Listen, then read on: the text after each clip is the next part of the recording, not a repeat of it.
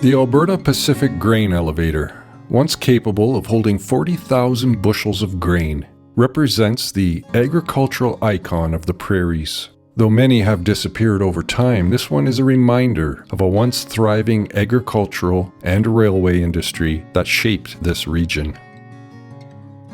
Now, not all grain elevators work the same, but in principle, they are very similar. When a farmer arrives at the grain elevator, they need to check in with the agent or manager to verify the quality of the grain. Once the grain is accepted, the truck or wagon is then weighed on the scale. The grain is then dumped into the receiving pit or hopper, where it is transported by the leg up to the Gerber spout and sent to the designated bin. When the truck or wagon is empty, it is then weighed again, and the loaded weight is then determined. But this is what would happen when they brought the grain in with this kind of a grain wagon, and it would lift up. The grain would go down and go into the boot, and before it did though, the agent would take a sample, and they would label the samples, so they'd be able to give that, go over into the agent's office, find out what grade it was, all of those kind of things.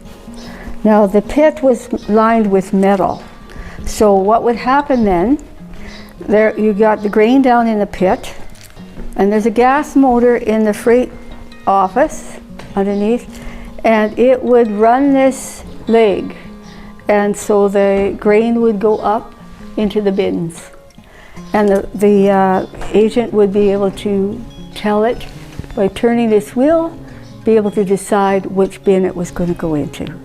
When they wanted the grain then to come down from those bins and go into the train, wherever he could shuffle it in from the different bins, it would go into there and it would again be weighed.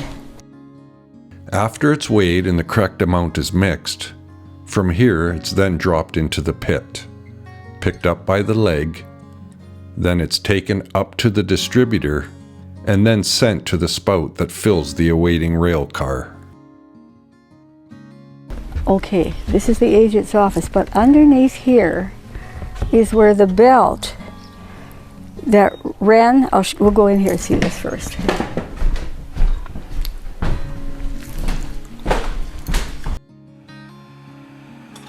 So down here we find the stationary engine. There's the belt that would have been attached to the engine, then to the clutch drive. Then from there it would have went underneath the walkway into the elevator and would have ran the air hoist and the leg in the elevator. Now this motor would have been maintained and operated by the manager or agent.